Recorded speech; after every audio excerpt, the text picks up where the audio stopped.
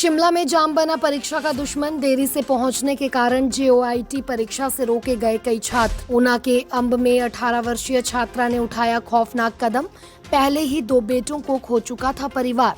सिरमौर के राजगढ़ में शिक्षक पर 24 छात्राओं से छेड़छाड़ का आरोप। लोगों का स्कूल में जोरदार प्रदर्शन, आरोपी गिरफ्तार। ऊना के मुबारकपुर में अंब और भंजाल ट्रक यूनियनों के बीच टकराव। माल ढुलाई विवाद में दर्जन भर लोग हुए घायल। पांवटा साहिब की अनदेखी पर बरसे विधायक सुखराम चौधरी। बोले, आज भी आपदा की मार झेल रहा है क्षेत्र। हिमाचल प्रदेश में मानसून ने पकड़ी रफ्तार। 7 दिन भारी बारिश का अलर्ट। कुनिहार की यशिका जोशी और आस्था शर्मा ने नीट 2025 में हासिल की कामयाबी, बढ़ाया प्रदेश का मान। मैं हूँ HIV वायरस, नाम तो सुना ही होगा।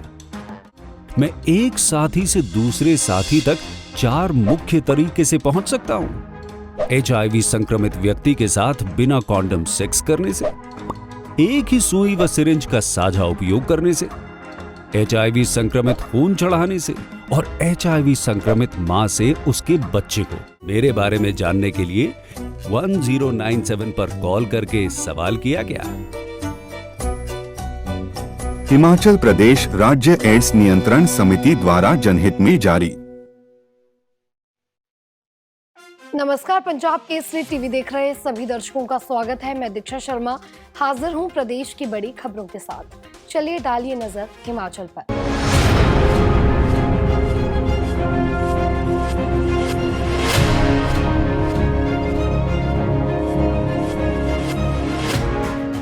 पहली खबर का रुख करते हैं। राजधानी शिमला में रविवार को जेओएआईटी की परीक्षा देने आए कुछ एक छात्रों को एग्जाम हॉल में घुसने ही नहीं दिया गया। वजह, शहर की सड़कों पर पसरा भारी ट्रैफिक जाम। छात्रों का कहना है कि वे समय पर निकले थे, लेकिन ट्रैफिक ऐसा था कि सेंटर तक पहुंचते पहुंचते परीक्षा केंद्र का गेट बंद हो चुका था। नतीजा, उन्हें बाहर से ही लौटा दिया गया। परेशान छात्र मौके पर भड़क उठे। उनका सवाल था, ट्रैफिक की जिम्मेदारी हमारी नहीं है, इसलिए हमें एग्जाम देने से क्यों रोका गया।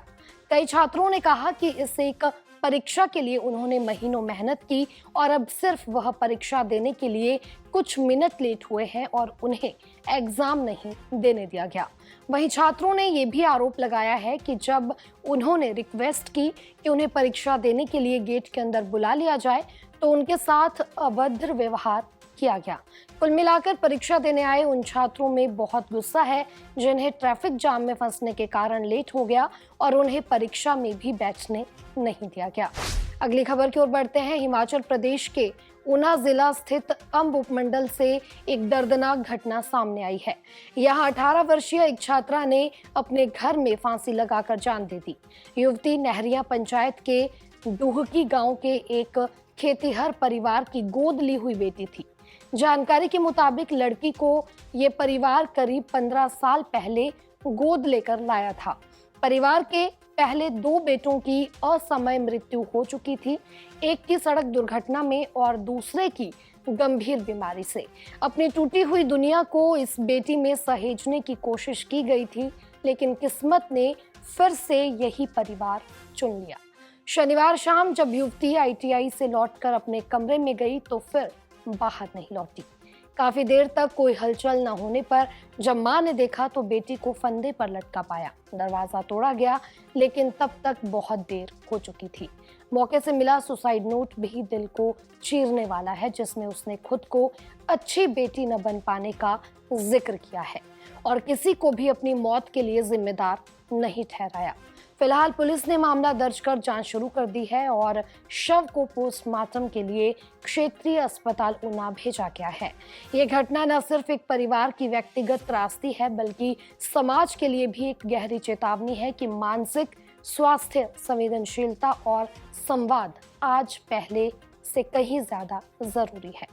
बढ़ते अगली खबर की ओर। हिमाचल प्रदेश के ऊना जिले के मुबारकपुर में रविवार को ट्रक यूनियनों के बीच का विवाद अचानक हिंसक संघर्ष में बदल गया। अंब और भंजाल ट्रक यूनियनों के बीच एक उद्योग की माल ढुलाई को लेकर उठा विवाद इतना बढ़ गया कि बात लाठियों, ईंटों और रॉडों तक पहुंच गई। झगड़ा उस वक्त शुरू हुआ जब अंब ट्रक यूनियन का एक ट्रक सुबह उद्योग के गेट से गुजर रहा था। अम्ब यूनियन के पदाधिकारियों का आरोप है कि भंजाल यूनियन के सदस्यों ने अचानक उनके ट्रक पर हमला कर दिया, जिसमें उनके 4 सदस्य घायल हुए। वहीं भंजाल यूनियन का ये कहना है कि यह उद्योग उनके कार्यक्षेत्र में आता है और वहां 175 ट्रक उनकी यूनियन से जुड़े हैं। उनका आरोप है कि अम्ब यूनियन के लोग जबरदस्ती क्षेत्र में दखल दे रहे हैं और उन्हें परेशान कर रहे हैं। इस झगड़े में उनके 6 सदस्य घायल हुए हैं। घटना की सूचना मिलते ही अम्ब थाने के एसएचओ अनिल उपाध्याय पुलिस बल के साथ मौके पर पहुंचे। पुलिस ने स्थिति को संभालते हुए सभी घायलों को सिविल अस्पताल अम्ब में भर्ती करवाया और दोनों पक्षों को समझाने की कोशिश की गई। फिलहाल मामला शांत करवा दिया गया है और पुलिस दोनों यूनियनों से पूछताछ कर रही है। अगली खबर की ओर बढ़ते हैं। भाजपा विधायक सुखराम चौधरी ने कांग्रेस सरकार पर बड़ा हमला बोला है। नाहन में पत्रकारों से बातचीत करते हुए उन्होंने कहा कि मौजूदा सरकार पांवटा साहिब की पूरी तरह से अनदेखी कर रही है। क्षेत्र में बीते 2 वर्षों से कोई ठोस विकास कार्य नहीं हुआ है। उन्होंने कहा कि पांवटा साहिब को आदर्श विधानसभा क्षेत्र बनाने का सपना लेकर राजनीति में आए थे और काफी हद तक काम भी किया, लेकिन कांग्रेस सरकार के सत्ता में आने के बाद हालात पूरी तरह से बदल गए हैं। उन्होंने बताया कि बीते 2 सालों में पांवटा क्षेत्र में 2 बार प्राकृतिक आपदाएं आई, लेकिन अब तक न सड़कों की मरम्मत हुई, न टूटे हुए पुलों का निर्माण और न ही खेत खलियानों की भरपाई। विधायक ने साफ तौर पर कहा कि वर्तमान में जो भी विकास कार्य चल रहे हैं वो सभी केंद्र की योजनाओं से संभव हो पाए हैं, जैसे प्रधानमंत्री ग्राम सड़क योजना या नाबार्ड से स्वीकृत योजनाएं। प्रदेश सरकार की ओर से अब तक कोई भी विशेष मदद नहीं पहुंची है। हिमाचल प्रदेश के सिरमौर जिले के राजगढ़ क्षेत्र से शिक्षा जगत को शर्मसार कर देने वाली घटना सामने आई है। यहाँ एक स्कूल के गणित शिक्षक पर 24 छात्राओं ने छेड़छाड़ और अभद्र व्यवहार के गंभीर आरोप लगाए हैं।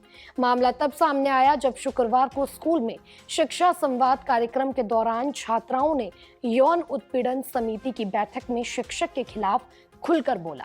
इसके बाद शनिवार को स्थानीय लोग और पीड़ित छात्राओं के अभिभावक स्कूल में एकत्र हुए और जोरदार प्रदर्शन किया। गुस्साए लोगों ने स्कूल प्रिंसिपल के खिलाफ भी नारेबाजी की और पूछा कि जब पहले से शिकायतें थी तो कार्रवाई इतनी लेट क्यों की गई। स्थिति की गंभीरता को देखते हुए एसडीएम राजकुमार ठाकुर और थाना प्रभारी मौके पर पहुंचे। उस वक्त तक आरोपी शिक्षक स्कूल से फरार हो चुका था। लोगों के आक्रोश को देखते हुए प्रशासन ने एफआईआर दर्ज करने का आश्वासन दिया, जिसके बाद स्थिति कुछ हद तक शांत हुई। फिलहाल अब पुलिस ने तत्परता दिखाते हुए आरोपी शिक्षक को गिरफ्तार कर लिया है। राजगढ़ के डीएसपी मुकेश ढडवाल ने बताया है कि आरोपी पर भारतीय दंड संहिता यानी बीएनएस की धारा 75 और पोक्सो एक्ट की धारा 10 के तहत मामला दर्ज कर लिया गया है। यह घटना स्कूलों में छात्राओं की सुरक्षा को लेकर गंभीर सवाल खड़े करती है। अब पूरा क्षेत्र इस मांग पर एकजुट है कि आरोपी को कड़ी से कड़ी सजा दी जाए ताकि भविष्य में कोई भी छात्रा इस तरह की पीड़ा से ना गुजरे। बढ़ते हैं अगली खबर की ओर। हिमाचल प्रदेश के सोलन जिले के कुनिहार स्थित एसवीएन स्कूल की 2 होनहार छात्राओं यशिका जोशी और आस्था शर्मा ने प्रतिष्ठित नीट 2025 परीक्षा में शानदार प्रदर्शन करते हुए चिकित्सा क्षेत्र में प्रवेश का टिकट हासिल किया है। इस उपलब्धि के बाद विद्यालय में जश्न का माहौल है। छात्राओं ने अपनी सफलता का श्रेय अपने माता पिता और स्कूल के शिक्षकों को दिया है, जिन्होंने हमेशा उन्हें प्रेरित किया और मानसिक रूप से मजबूत बनाए रखा। विद्यालय के अध्यक्ष टीसी गर्ग ने छात्राओं की सफलता पर हर्ष व्यक्त करते हुए कहा कि एसवीएन स्कूल लगातार प्रदेश और राष्ट्रीय स्तर की परीक्षाओं में उत्कृष्ट परिणाम दे रहा है। विद्यालय को अपनी इन बेटियों पर गर्व है। इस अवसर पर स्कूल परिसर में एक सम्मान समारोह का भी आयोजन किया गया, जहां दोनों छात्राओं को स्कूल की ओर से सम्मानित किया गया। बढ़ते हैं अगली खबर की ओर और मौसम की अपडेट आपको देते हैं। हिमाचल प्रदेश में दक्षिण पश्चिमी मानसून ने दस्तक दे दी है और अब राज्य के अधिकांश हिस्सों को अपनी चपेट में ले लिया है। मौसम विभाग के अनुसार प्रदेश के कई हिस्सों में अगले 7 दिन तक भारी बारिश की संभावना है। 4 दिन के लिए ऑरेंज अलर्ट और 3 दिन के लिए येलो अलर्ट जारी किया गया है।